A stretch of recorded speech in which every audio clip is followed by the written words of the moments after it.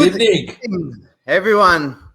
We have a very special guest. I think Joe McCall. I spoke with you just before we went.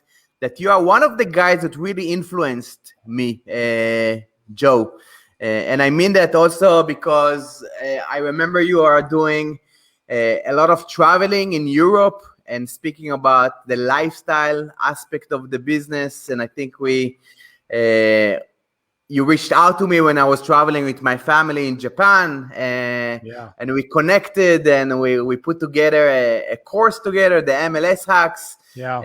So you also introduced me to all the coaching and the funnel work and Russell Brunson and ClickFunnels. So it definitely left an impact on me. So it's special to have you here as a guest. Thank you.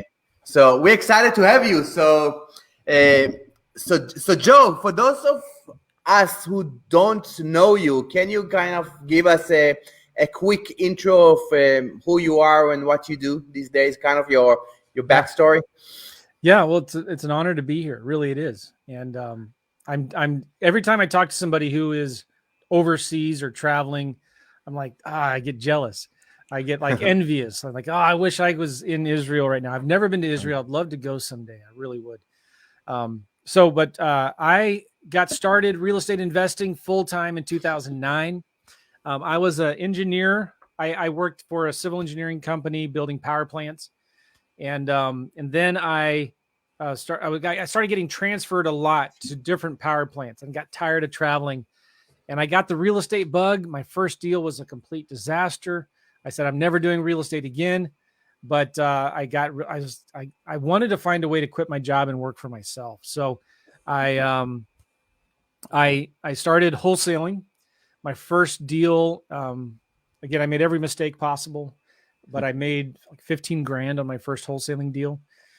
And this is like that's my story. Make a lot of mistakes, figure things out, figure out the right way to do it, and start having success. So early on, I knew I wanted to have a business that I could run virtually from anywhere in the world.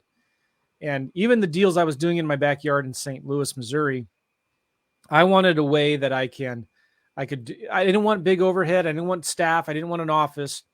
I wanted to be able to work from my laptop as long as I had an internet connection. And so I started just thinking about that. How can I have a business that allows me to be virtual and do it from anywhere? And so about 9 years ago, we took our first trip for 2 months to Europe with my wife and 4 kids. And I did lease option deals virtually while traveling around. We were based in Prague in the Czech Republic and traveled from there. We were there for 2 months. And that was fun. And then 3-4 years later, we took an RV trip for 3 months through the northwestern part of the United States and did deals. And then a couple of years after that, we went back to Prague for 3 months and did deals while traveling. And each of the times that I went, Chaim, it was really simple. I made a list of like what I was doing in my business. I made a list of all of the things that we're doing. And I asked myself a question: how can I do none of this? Right. And I just started building systems or hiring people to do this stuff for me. And that's what allowed me to do these deals virtually. That's when, because I saw you wherever you were traveling in Japan, I think. I thought, this is amazing. There's somebody else that gets it. There's somebody else that's doing this, because it's hard to find.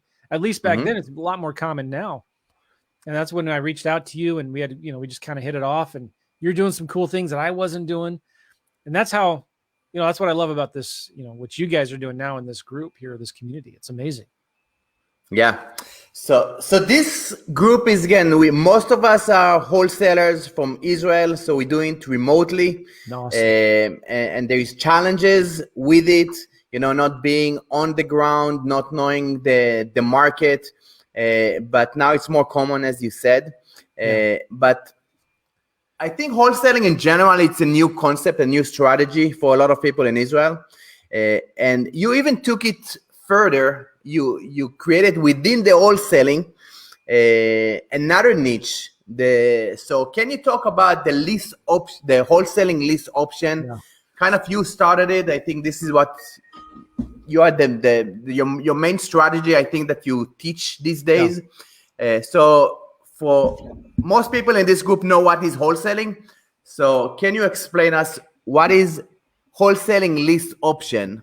Yeah. Because that's interesting Yeah, within and itself. remind me, I also want to talk to you about how we're wholesaling vacant land right now as well, which Okay. is something I'm really excited about. That's interesting as well. Awesome. Yeah, All right.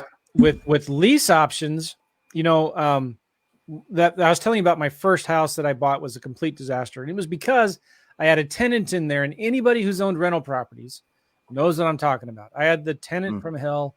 I had the property management company that didn't care about me. All they cared about was nickel and diming me for, you know, and the tenant was always late, and I was paying the mortgage payment before I got the rent, and I didn't get any of the late fees. The property management company kept all the late fees. And so I said, I never want to own a property again. Well, then I started buying properties, and I still had kind of the same problems. And I read a book by a guy named Robert Sheeman, and he had a book called Secrets of a Millionaire Landlord, and he had a chapter in there on lease options. And I really intrigued me because on a lease option, it's not a tenant that's in there, it's a tenant buyer. The tenant buyer is somebody who wants to buy the house. So they put a larger deposit down. They're taking better care of the home because they want to buy it eventually. And that really piqued my interest because I thought, oh my gosh, this solves a lot of my typical landlord headaches because now I get somebody in there who's going to take care of the home. So I started studying about lease options. And then but I couldn't figure out how to do it yet. And then fast forward a few years, I'm working my engineering job, didn't like it, wasn't happy. And then I started doing what everybody else was doing. I was doing the postcards to absentee owners, which, by the way, postcards still work. And I see them, they're working better now than they have in the last few years. And absentee owners is still the best list to mail to, right? So anyways, I was doing postcards to absentee owners, and I was getting frustrated with throwing away so many leads that didn't have any equity. And I thought there's got to be something that I can do. And this was in 2008. So the market had kind of crashed. It was starting to fall. And I thought there's got to be something that I can do with these leads that don't have any equity. They're motivated. They want to sell it, but can't.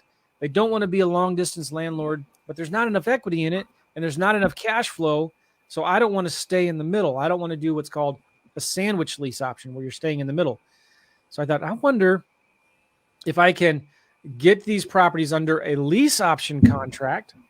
And instead of wholesaling it to a cash buyer or an investor or a landlord, I'll wholesale it to the tenant buyer who's going to live in the house. And then I'll be done and out of the deal. So I started doing that, stumbling my way through it. I started finding other people that were already doing it. I found one guy, and this is what really got me interested in virtual deals, virtual wholesaling as well. I found a guy that was doing it in Atlanta from a beach condo in Florida. I found another guy who was doing this in Chicago from the country of India. So he was from India, but he was a U.S. citizen. He went to university here, and he just got tired of the corporate ladder and wanted to go back to India because the cost of living was cheaper there. But he was still doing 2 or 3 lease option deals a month in Chicago from the country of India. So I thought, this is amazing. And so I started doing it, and I found out that these deals at the time were actually easier because I could give sellers whatever price they wanted as long as they were willing to wait and rent it to me during that time. So I would give a seller, let's say, just use simple round numbers. I'd give a seller who wanted, the house was worth $100,000 and they owed $100,000. So I'd give them a contract to lease option their property. I'll lease it for $1,000 a month, and I have the option to buy it in 5 years for $100,000. Okay. There's no equity. There's no cash flow.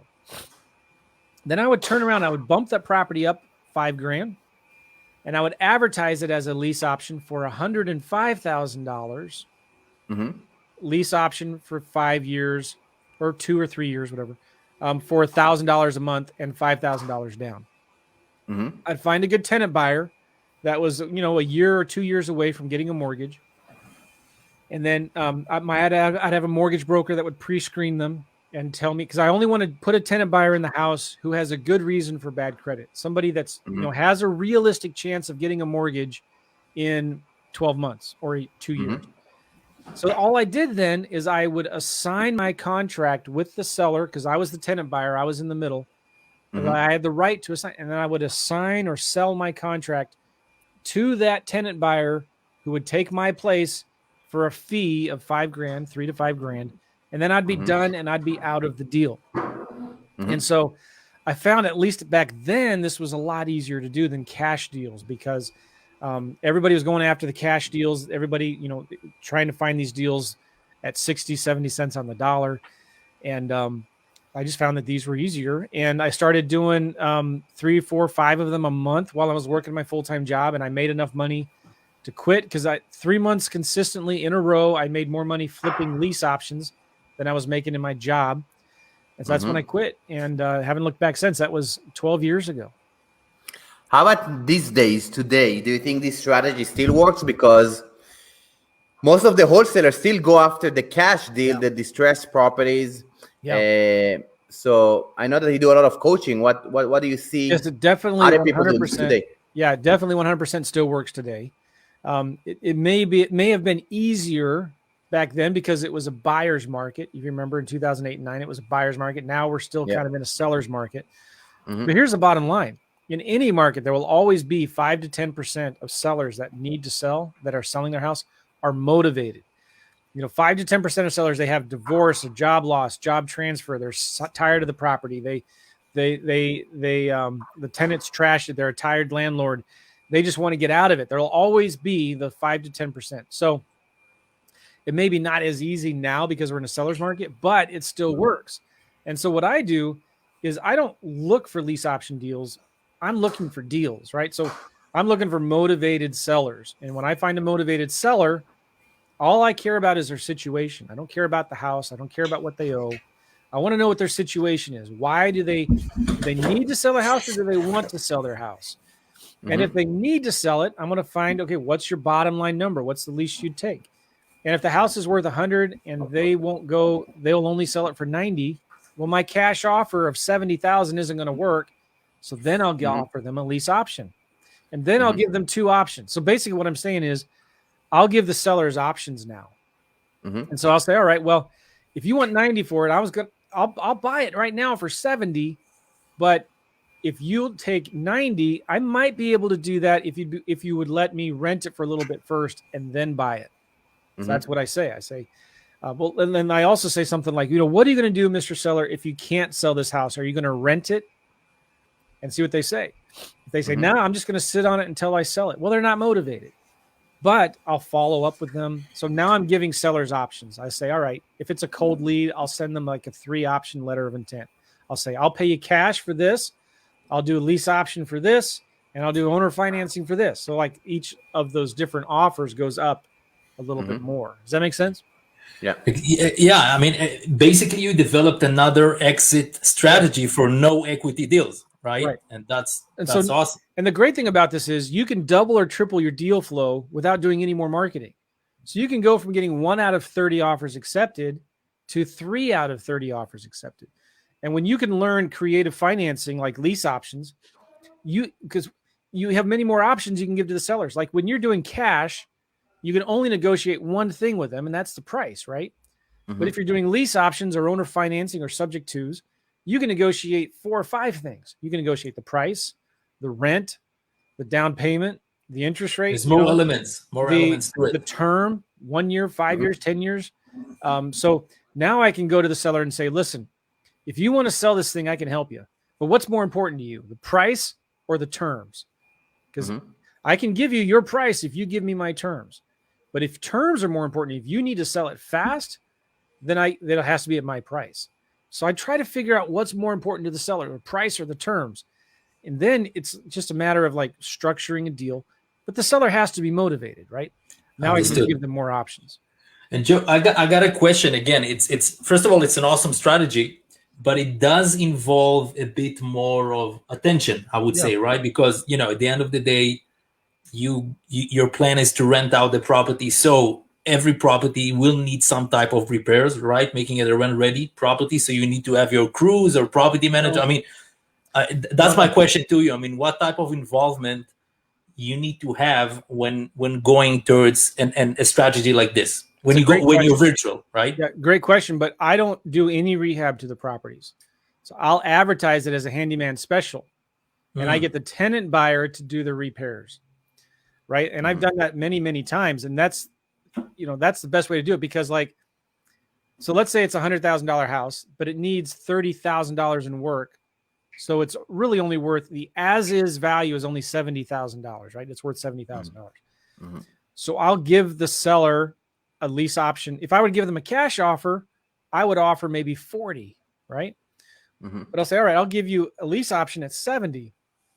And so then what I do is I'll turn around and I'll advertise it for $75,000. Yeah. Handyman special, right? So I get the tenant buyer in there. Now they have to do the work before they move in, and that's all written out in the contract. You write out in the contract what they have to do before they move in. And in most markets, they have to pass an occupancy inspection. So the house has to pass an inspection before they move in. But see, whenever I've advertised a house as a handyman special, I get way more calls on those homes because there's a lot of independent contractors and people that don't have great credit yet. They're self-employed, and they would rather take a house that they can fix up on their own because they can pick the colors, they can pick the flooring that they want, the cabinets that they want, right? And I know it would cost me 30 grand to pay a contractor to do this, but if they're going to do it themselves, it's only going to cost them 15 grand. So they're thinking, oh man, this is amazing. I get to do the work myself. I get a bunch of built sweat equity. I get to build in some equity in the deal, and I get a great deal too. So now, even after the tenant buyer moves in, they're even more invested into that property. And if they stop paying the rent or something happens down the road, I get the property back in better shape. They lose actually all the money they've put in, the efforts they put into the property. So I think, it's for nobody's interest for that to happen. Joe, just out of curiosity, finding a tenant, usually, when you have a property, just to get a better understanding, what's the time frames usually? I'm sure there is specific platforms and ways to look for it, but in general, how long is it usually to find a qualified list option tenant, Andy? Yeah.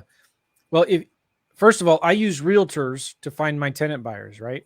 Mm-hmm. So that's easy. You just find a leasing agent, somebody that finds tenants for investors.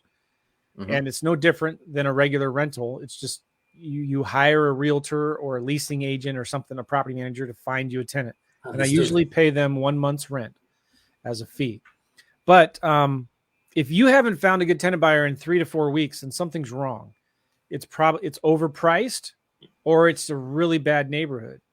So, or it's not being advertised properly. So it's just not nobody's putting it out there.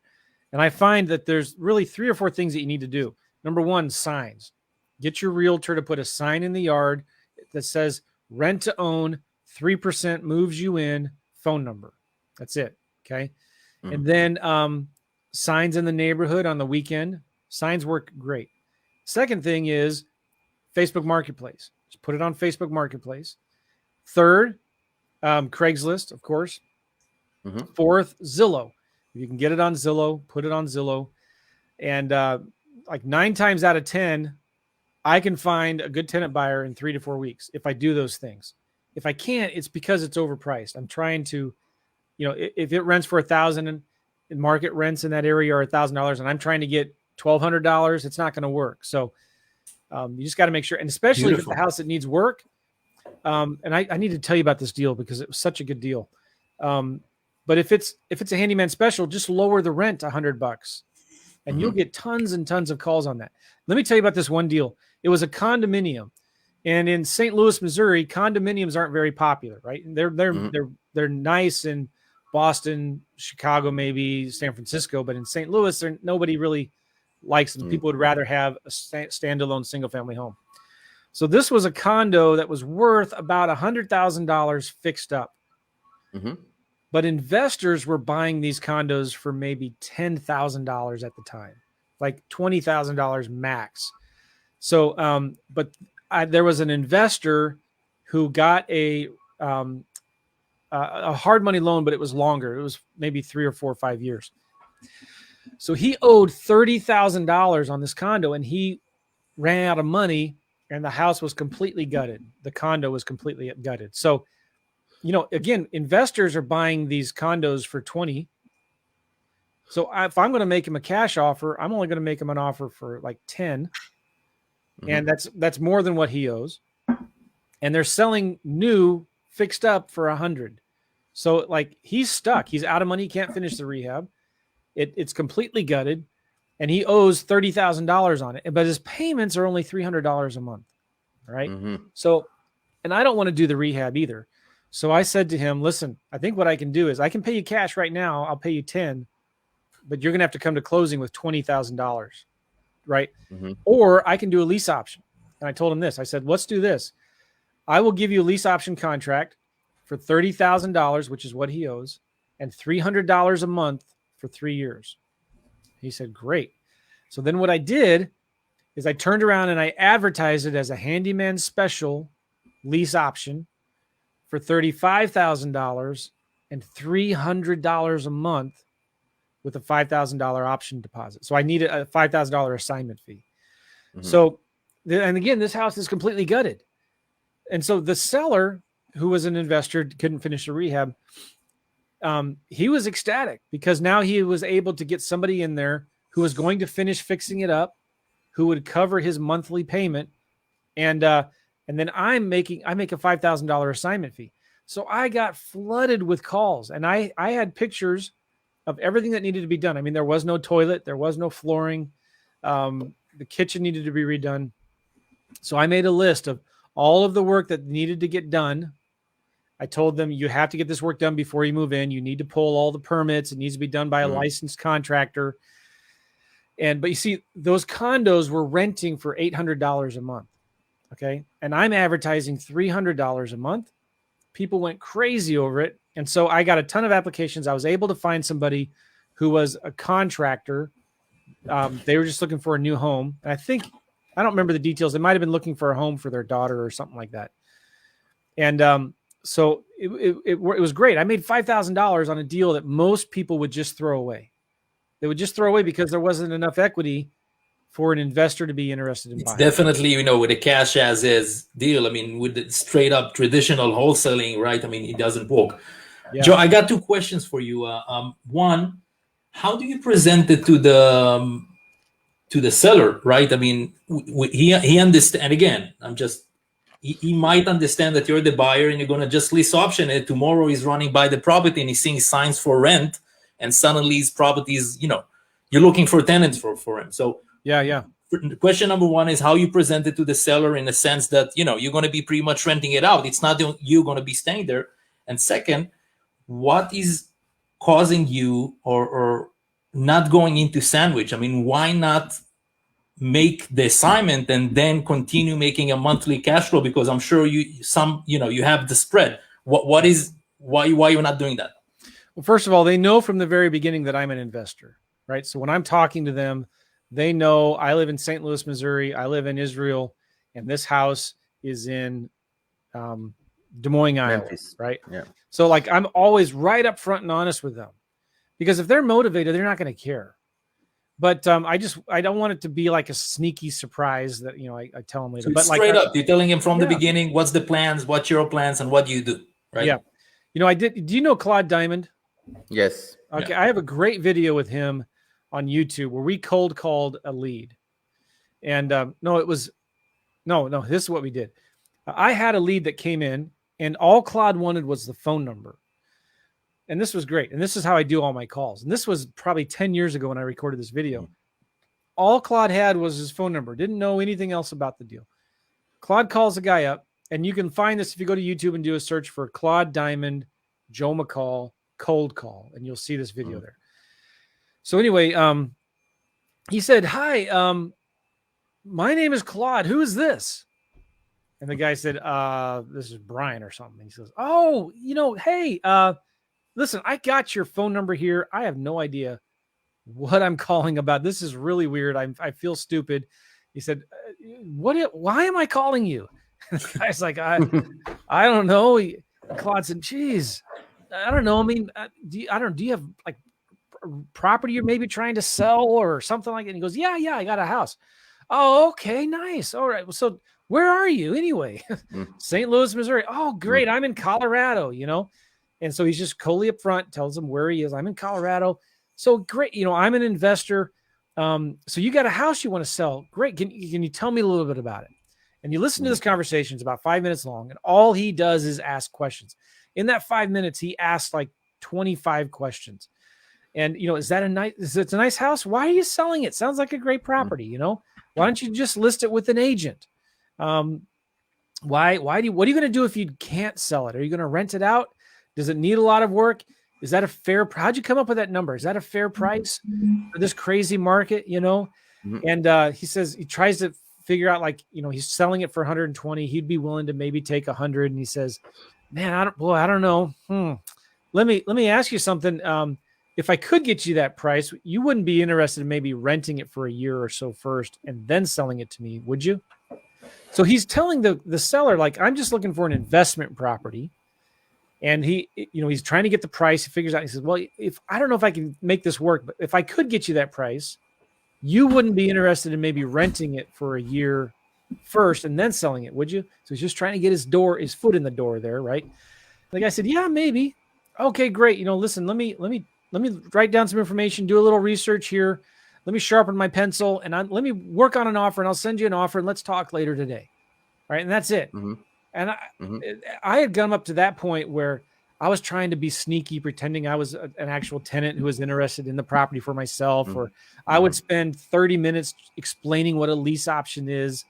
And, it's just going into blab mode.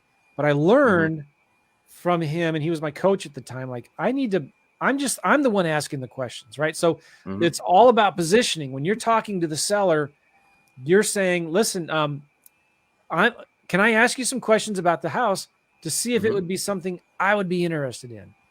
So I'm not trying to sell them. I'm more like a reluctant buyer. I want them to sell me on why I should want to buy their house. And when you change the positioning like that, it doesn't matter that you're an investor. It doesn't matter that you're not going to live in the house. It doesn't matter that you live in Israel, right? You're looking for deals. And why should I buy your house and not the house down the street? Beautiful. And do you see the change in that, how you position it? And there's a great book, Never Split the Difference. And he talks, and there's another great book called Pitch Anything. And it's all about positioning. You know what I'm saying? Yeah, 100%. Oren Clough, Frame Control. I love this book. Yeah. Did I answer the second question? I'm sorry. You answered one. The second was the sandwich. What's keeping you from staying in the deal and making a monthly cash flow? I'll stay in the deal if it cash flows, if there's at least 15% equity, and then there's at least 25% of the rent for cash flow. That's kind of my general rule of thumb, and I need to do it for at least 3 to 5 years. So if I get those three things, 15% equity, 25% cash flow, or maybe $300 a month cash flow, and at least 3 years, maybe 5 years, then I'll stay in the deal. And I'll tell the seller that too. I'll say, listen, I call it my perfect tenant program. Okay. I'll take care of all the maintenance, the repairs. You don't have to worry about anything. I'm just going to send you a check every single month. You're the bank. I'm going to send you a check every single month, and you don't have to worry about any of that stuff because I'm going to be the tenant. I'm going to take care of it all.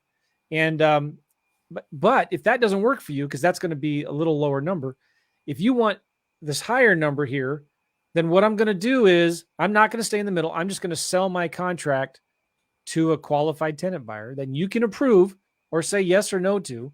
So I'd let the seller know that I'll stay in the middle if it's this price, and I'll assign my contract if it's this price.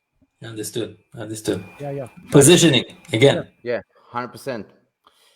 So first of all, again, whoever has questions for Joe and wants to put it here, please let us know and post your question. I'm sure Joe would love to answer a few questions for us. So if somebody is listening to you now and says, this is a great strategy, now, do I need to pivot and do something new, or can I add something to my marketing and just add another tool to my toolbox? Yeah. The marketing is the same. It's different lists. Again, it's either or in addition to traditional wholesaling?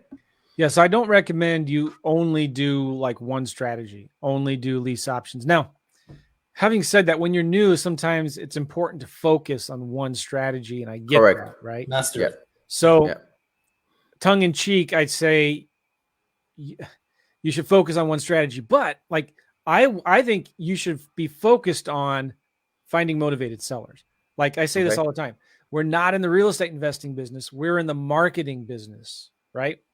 So I don't care about the house. All I care about is the seller situation. I'm looking for motivated sellers. So I'm not in the real estate business. I'm not in the wholesaling business, the lease options business, the vacant land business. I'm in the marketing business. And if I can be better at marketing than anybody else, right? And I have simple rules like marketing, and you need a scorecard. Every day you get somebody to do your marketing for you in spite of you. So that your pipeline is always full of leads. Like Chaim, you're really good at that with using VAs to email realtors, for example, right? So I always have somebody else doing the marketing for me in spite of me. Like that's the first thing you got to outsource. Get a VA to do your marketing. Get a printing mail company to do your direct mail. Hire an agency to do your Facebook ads. Get that off your plate. Get somebody else doing that. Then the second rule is you talk to 5 sellers a day. Okay. Talk to 5 sellers a day. And then the next rule is you make an offer to every single seller you talk to, right? Always make them an offer and send it in the mail, send it in the physical mail. And it's easier than ever to do this, even if you're from Israel, because you can use click to mail. There's another service from Go Big Printing called Print Genie, where like you can send one-off postcards, one-off letters. But I like click to mail. And then, so like, there's no excuse. And you can do this virtually from anywhere. I use FreedomSoft, but like, if you follow those rules, you understand we're in the marketing business, get somebody else to do it for you in spite of you. Talk to 5 sellers a day, just even for 5 minutes, each seller. That's 25 minutes a day. Who can't do that, right?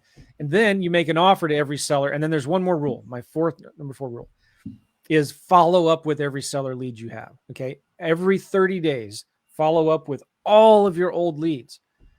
And you can't help but do deals when you do that. It's like impossible to not do deals. You know what I'm saying? Yeah. Listen, again, we call it in our coaching program the MMA, the money-making activities. And it's exactly the 4 steps you mentioned: generating leads, speaking with sellers, making offers, and following up. That's it. We should just end this right now. I mean, we don't need to talk about anything else. Yeah. That's it. So we have a few questions coming in, but I want to touch about the marketing piece, because I think in a competitive market, sellers market, the marketing piece is probably the most challenging one. Sellers getting hammers by cold callers, texting, direct mail, PPC, Facebook ads, everywhere. So what do you see works in today's market? And now, do you use specific marketing channel to specific strategy? Because you mentioned you also do vacant lands. So I'm gonna give you. I have a free report. I'll give it to you guys for free if anybody wants, and I'll send you guys a link. It's called my top 5 strategies for finding deals in 2021. Is it okay if I give it to you guys for free? Sure. Love that. Okay, let me find it on Google Drive here real quick. The top strategies. Here it is. I'm going to Chaim. I will. Oh shoot! Hold on here. Share. Here we go. Share. I'm going to send you a share link. Only people who can view. Awesome. Wait. Sorry. Hold on 1 second. Anyone with the link can view it. Copy. All right, Chaim. I'm going to put it right now in your Facebook Messenger thing. It's a Google Drive PDF. All right. And maybe I can just share it. Can I share we'll my make sure screen? also to put it in the comments, guys. So check the comments afterwards if you want to find Joe strategies. I'm going to try to share my screen here. Go for it.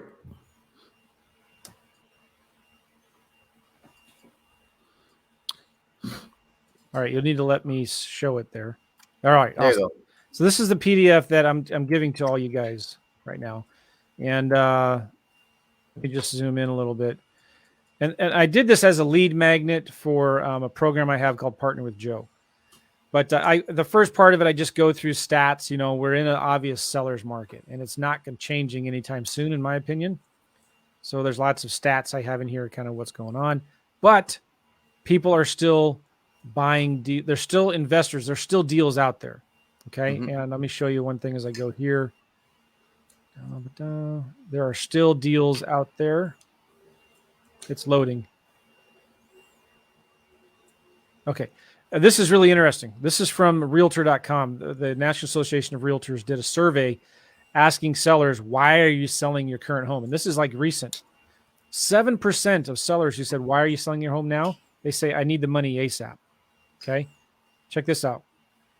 15% of them say, now it's not all like this was a survey of, it just wasn't one answer. You could give multiple answers. Okay. 15% said, I need a less expensive house that is more affordable. 5% said, I bought something in a hurry and it's not right for me. 5% of people said that. And this is in this current market that we're in. Motivating factors to sell the house sooner. Okay, why do you want to sell this thing now or later? And they say, well, if someone can handle all the logistics for me of buying and selling at the same time, I'll sell it fast. If I didn't have to prepare my home for the sale, and if I didn't have any home showings, I prefer to sell my home sooner. I don't know if that makes sense. Yeah. So the follow-up question, how do you find these people? Okay, good. Thank you. Hurry up, Joe. Get to the point. Okay, it's right here. Page. I have 5 ways to find my favorite strategies right now. Here we go. Number 1, realtors. Okay, I love realtors. Take a look at this. If you go to Redfin, you know you're in San Francisco. You were Right. So let's look at San Francisco. How do you spell San Francisco. Okay, one of the hottest markets in the country, right? For sure. All you got to do is stick a sign in the yard, and your house is going to sell in minutes, multiple bids above asking price, right? Again, all you have to do is stick a sign in the yard. Let's look in the entire Bay Area up to Sacramento, Modesto. All right. There's 11,000 homes for sale right now. But look at this. Let's go to houses only. Let's make sure we're looking at, homes under $2 million, let's say. And I want to make sure we're not doing any new construction. So let's look. They have to have been built before 2017. I click apply filters. There's 4,300 homes, right? Under 2 million, houses only for sale. But look at this. If I go to time on Redfin, more than 60 days, how many do you think there's going to be? 615 homes. 615 homes in one of the hottest markets in the countries that have been on the market over 60 days. Wait a minute. I thought all you had to do was stick a sign in the yard and you were going to get multiple offers above asking price and they were going to sell quickly. Well, they're all in Modesto. Well, I don't know about that. Let's go down to San Jose. I mean, look at these. There's tons of them, right? Why haven't these houses sold yet? Well, they're just overpriced. They're overpriced. Yeah. Why isn't this $675,000 home sold yet? It's been on the market for 70 days. Well, maybe it needs a bunch of work. No, it looks nice. Well, it's overpriced. They're asking too much for it, right? And guess what? They're probably getting nervous right about now because we're coming to the end of the house buying season. And I thought the market was hot and they haven't sold it yet. So anyway, one of my favorite sources of leads are realtors. I contact realtors of older listed properties or properties that just hit the market. Like we talked about in MLS Hacks, right? But I like to look for properties that have been on the market over 30 days, properties that need updating, and I contact the realtors. So if it's a cheaper property that needs updating, and there's tons of them, like, let's just go to my backyard, St. Louis, Missouri, because you're probably not going to do virtual deals in San Francisco. At least I wouldn't recommend it, right, Haim? Probably not. Okay. All right. So let's look at St. Louis. Great market. I like St. Louis because it's a good cash flow market, okay? Let's look at all the homes under $125,000, okay? And let's remove new construction under 125 grand on the market over 60 days. There's 322. All right. And let's sort this by price. Okay, forget those things. Let's do a minimum 50 grand. All right, 50 to 125 grand. There are 229 homes. I hope you can see my screen okay. Yeah. 229 homes priced between 50 to 125 that have been on the market over 60 days. And St. Louis is still a hot market, not as hot as San Francisco maybe, but like we're still selling comparatively to what it used to be. All right, so I'm looking at these houses, and I learned a lot of this from you, Haim, long time ago. Oh, this is a great house. Look at this. Here's a property. MLS hacks. And think Yes, about this: if you create a process and a VA does it for you. Yes, get a virtual assistant to do this for you every day in 5 different markets. Look at the carpet. It's red. Countertops. This is old. All right, who's going to buy this property? Only an investor is going to buy this thing, right? Mhm. So what I like to do, look at blue carpet. Isn't that amazing? I don't know if you guys have blue carpet in Israel, but Not yet. This No? Not is high end. It's too high end for us. Yeah, all right. it's the Midwest thing. No, it's weird. Even for us in the Midwest, it's weird. But like, okay, now what do you do? Here's the listing agent, Mark Butler, and there's his phone number. It's actually, look at this. They have a phone number and email. That's pretty rare, actually. Probably because it's under a certain price point. If it's over a certain price point, Redfin wants you to call their buyer's agents. But anyway, you can Google, find out who that owner, the realtor is, and call them or email them and say, hey, my name is Joe. I'm an investor. I'm buying more properties in the St. Louis area. And I see your house here on North Taylor Avenue. It looks like a nice house. And I'm just curious, why hasn't it sold yet? What's going on? It's been on the market for 74 days. And you want to tell the realtor, you want the realtor to tell you why it hasn't sold yet. Well, it needs updating. It's not been updated and needs a lot of work. Well, man, I'm just curious, how negotiable are they on their price? If I were to, offer them, like, I don't want to waste your time, but if I were to offer them something crazy, like 30 grand, would they even be interested in that? And they, the realtor says, maybe, I don't know, or let me check with them. Or the realtor will say, no way. I said, well, what if I could get them something closer to their asking price? I don't know. Would they be willing to do some seller financing or something like that? By the way, side note, I don't like doing lease options on cheaper properties. I only do lease options on nicer homes, right? So in St. Louis, I only want to do lease options on homes maybe over $100,000. But like for a cheaper home, I might say, I don't know if this will work, but if I could get them their price, would they be willing to do some seller financing or something? So now, do you think this strategy works these days? Oh, yeah. Yeah. I had just 5 months ago, I was doing this as a demonstration in Louisville, Kentucky. I found a house that was listed for $99,000. And I downloaded. So look, the cool thing about Redfin here is if you scroll down to the right, you can see this button, download all. You can download all these properties into a spreadsheet. You can upload them to PropStream, PropStreamJoe.com. That's my affiliate link. You can upload them to PropStream, and PropStream will append all of the owner data and the realtor data on that property. Okay. And then I got all the realtors' emails, and I use a tool called gmass.co, GMASS.co. It's an email tool. And it sends emails to realtor, to whoever, and it merges fields and things like that. And I sent a generic email, and I had the list price in there, and I sent an email saying, hey, Mr. or Jim, I'm emailing about your property at 123 Main Street. Would your client consider anything and I had a formula that said, 60 to 70% of list price. I said, would your client consider anything between, on that $50,000 house, would they consider anything between $30,000 to $40,000? Okay. So in this example, in Louisville, Kentucky, I sent a realtor. It was listed for $99,000. I said, would they accept anything in the $60,000 to $70,000 range? And the realtor replied back within the hour, yes. So I was like, what? And so I called a local wholesaler that I knew in Louisville. He went away. He went and looked at the deal. And I don't know what happened to it. I just gave it to him. But so it can happen, especially now if you understand creative financing. Because now what you're going to get the best response on, and this will blow you away if you do this. If you download all 230 of these, and you send them to an email and say, listen, this house for $61,500.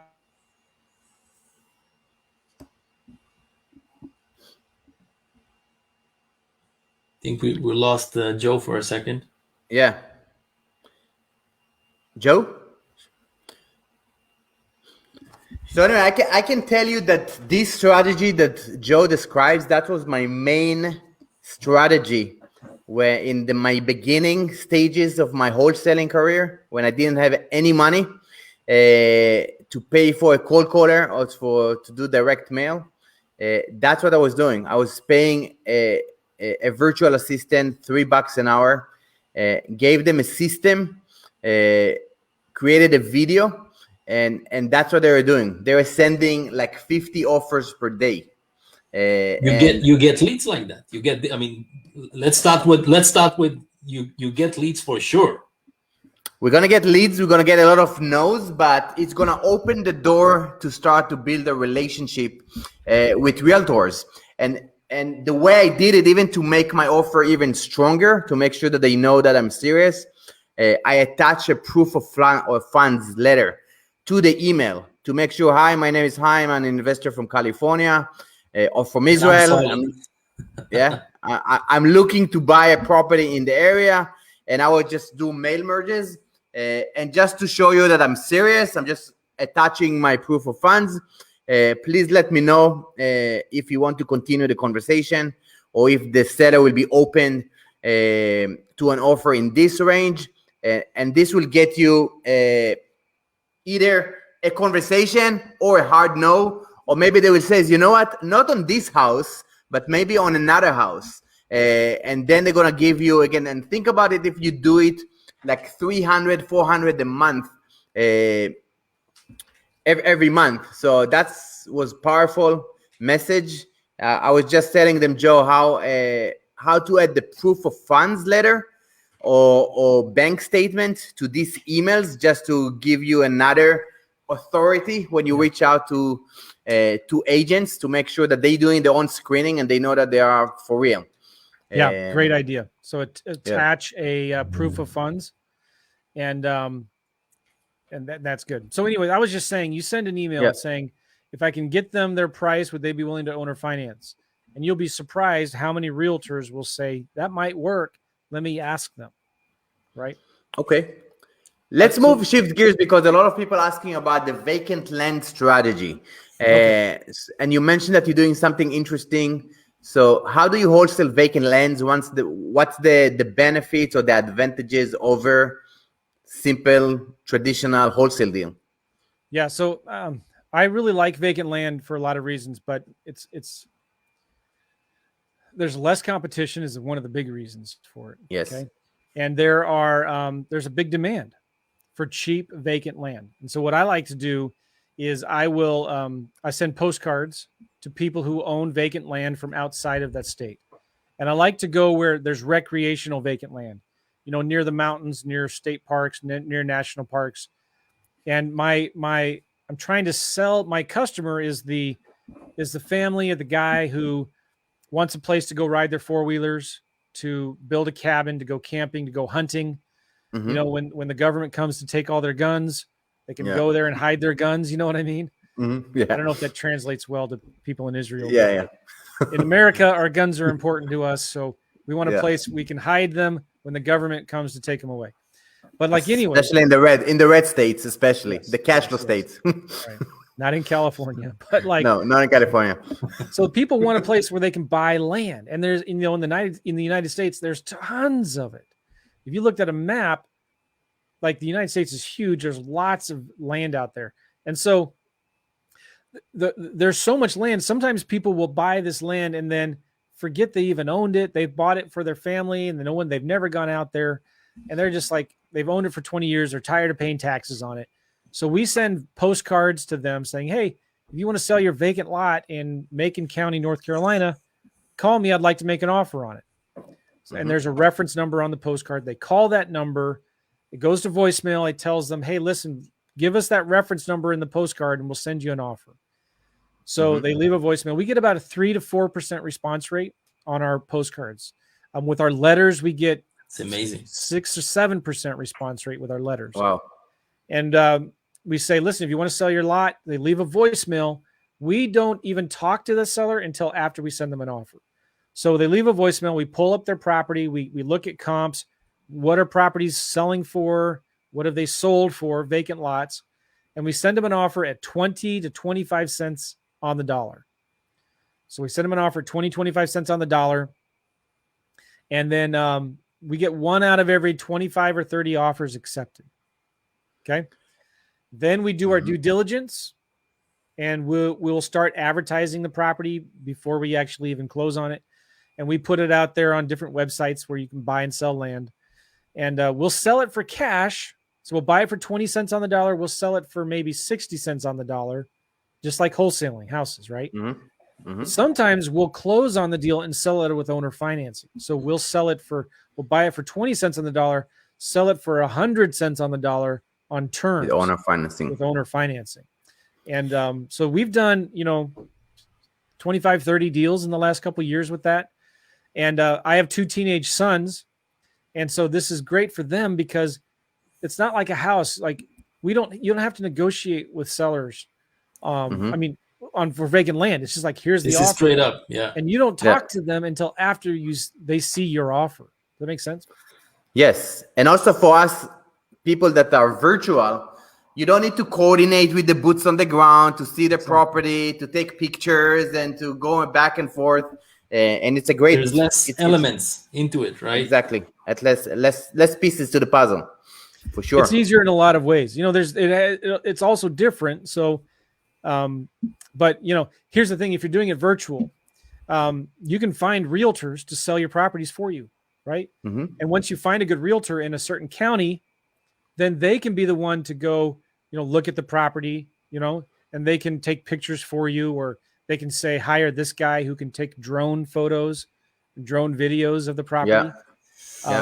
You can still hire agents to sell your lot for you, but it's hard to make a mistake because you're making such ridiculous low offers. Worst case, you just sell it for what you bought it for, right?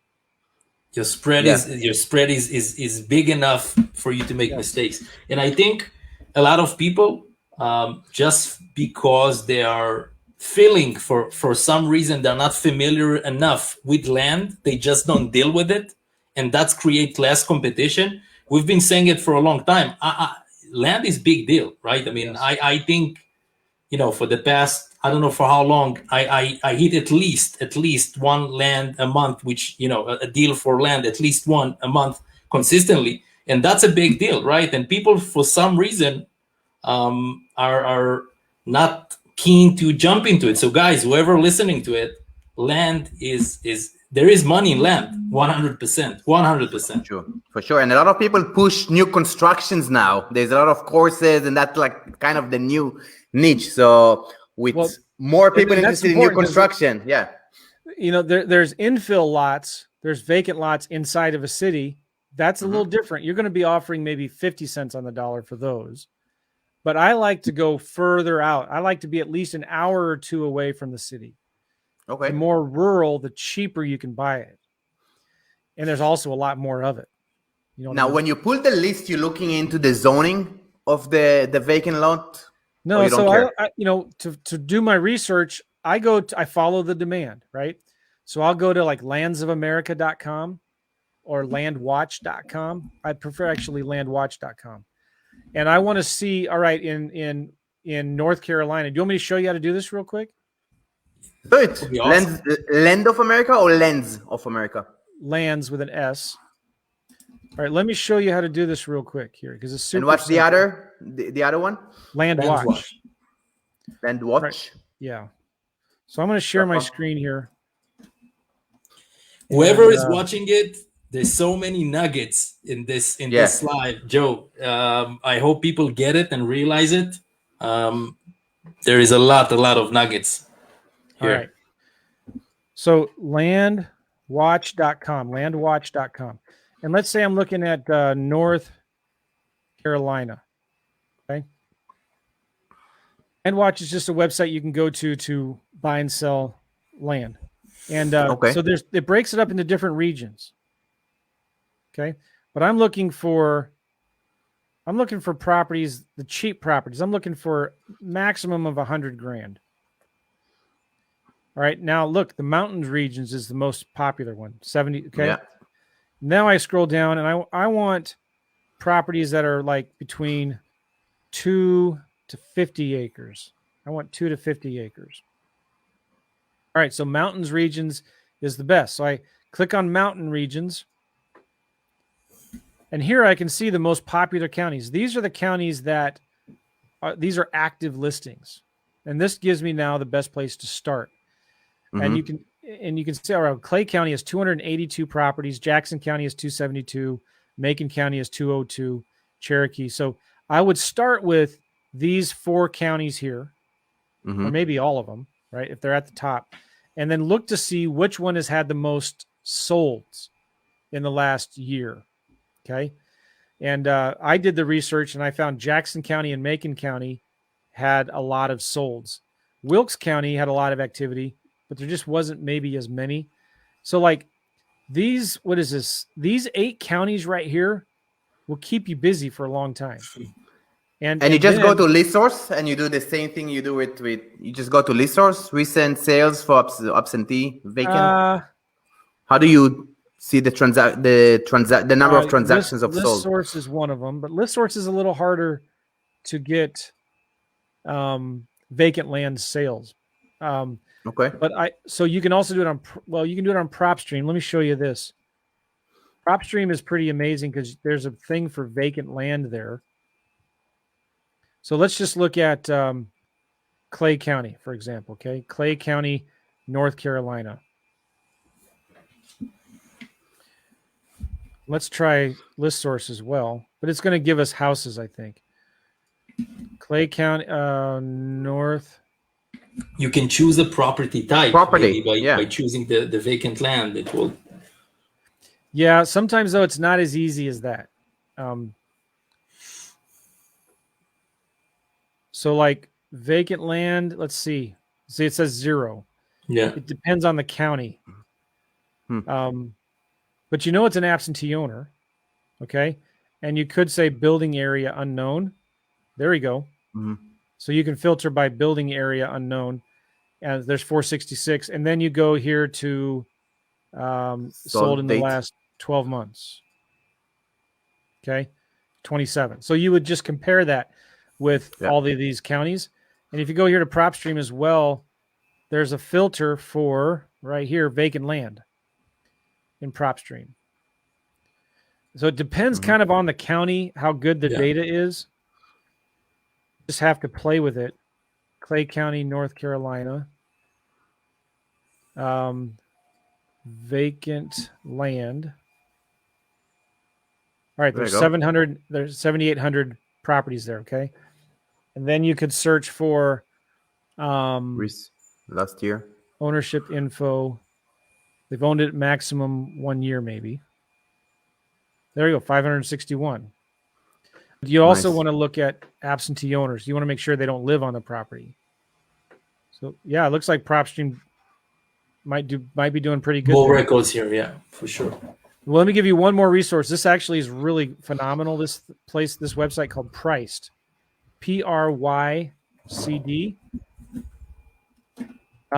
These guys are a really good company for vacant land investors. And I don't have the time. I interviewed these guys on my podcast, and we did kind of a demonstration of what they do. But Priced is really cool. Go look and see what they do. They help you do research. They help you price the properties. They scrub the data. They give you a KML map that you can put into Google Earth. They help you do due diligence. These guys are pretty amazing what they've done here at Priced. So, that's what I like doing. I start with Land Watch. I look to see what are the areas that have the cheapest properties. And then all right, these are the counties that I start doing my research. I'm going to pick at least 3 or 4 of them. I pick the 4 counties, and then I buy my list from Priced. And then Priced will give you the comps, the sold and the active comps for vacant land. And then that's where I kind of do it from. Joe, I think it's one of the it's definitely one of the most practical lives we had 100%. There is, I mean, sure. people are, I encourage people to watch this over again at least twice. There's nuggets For here, sure. 100%. A lot of Nice. tactical. Yeah. So last question, Joe, how do you leverage, and because again, one of your tagline that you use is it's marketing, automation, and delegation. So with all this detailed process, how do you delegate and kind of doing your marketing for you in spite of you? I think that's your line. What's your process? Because a lot of people have the hard time to jump to let go and let somebody else do it, and they are scared that they're gonna mess it up. How you go about it? Can you give tips to somebody who wants to do it, just can't make it happen? Yeah. So for me, again, I mentioned it before. I make a list of everything that I have to do in a deal, and I ask myself a simple question: how can I do none of this? So I look at my marketing. Okay, I can get a virtual assistant to do this. I have a local US-based assistant that helps me. Even if you're doing this in Israel, I recommend you get a local assistant. There's something special about that, where you can sit down with them, you can show them what you want to have done. It doesn't have to be local, but it's going to cost you a little bit more. So it's just, for me, I have virtual assistants in the Philippines and I have local assistants here in the US. Now, actually, all of my local assistants are actually virtual. One's in Illinois, one's in Florida, and one's in Minnesota. But so anyway, I say, all right, well, I can have my VAs do this, but I need somebody to manage the VAs. So that's why I have my local assistant, my main assistant, manage the VAs. And then I say, all right, well, who's going to pre-screen the leads? Well, I can use this call center. Maybe I can partner. I can have a VA pre-screen the leads. I think, all right, now who's going to actually meet the sellers and make the offers? Well, I can have my sons do that for vacant land deals. Or maybe I can partner with a local wholesaler so they can do that. And then I look at also, or I can hire, who's going to help me sell my properties? Well, I can find local agents, local realtors to do that, right? So it's just asking bigger questions. It's asking bigger, better questions. If I'm not going to do it, then who is? And then, so there should only be, you should be focusing on your MMAs, your money-making activities, and outsource and delegate everything else. That's where you start with. And that's why I think marketing, automation, and delegation, that's why I love that, because I'm a marketing business, number one. Then I develop systems to get my marketing done for me in spite of me. And then whatever I can't automate, I delegate to virtual assistants. And you got to start small, but that's kind of where it starts, right? You're just asking bigger, better questions. Mindset. Yeah. The mindset, for sure. Yeah. Listen, Joe, this has been amazing. Live, a lot of content, a lot of nuggets, as we said. How can people follow you or reach out to you? I know that you do coaching too. What's the best way to follow you or get a hold of you? Well, I have several different things. How about partnerwithjoe.net? That's probably the best one right now. If you go to partnerwithjoe.net, you'll get access to a software that I created to help you calculate cash offers and send out cash offers to the sellers. Partner with Joe? Yeah, partnerwithjoe.net. And that calculator helps you evaluate a deal, come up with some cash offers. Then it gives you a letter and a contract and some attachments that you can send to sellers with your offers. And then there's also a little course I have in there on wholesaling deals. That's a good place to start. Awesome. Joe, we appreciate you. Always fun. My pleasure. Checking in with you. Yeah. You going to Funnel Hacking Live this year? Yes. Are you? Virtually, unfortunately. Yeah. So maybe next time we're gonna get together. And again, it's been a pleasure. Always providing a lot of value and content. We appreciate you. Thank you for being here with us. It was awesome. You're welcome. Thank you so much, Joe. And I want to get Chaim, I want to get you on my podcast. So I'll send you a link to schedule that. Let's do it. Okay. I would love to do it. All right. All right, my friend. Take care. Shalom. Bye-bye, Joe. Thank you so much. See ya.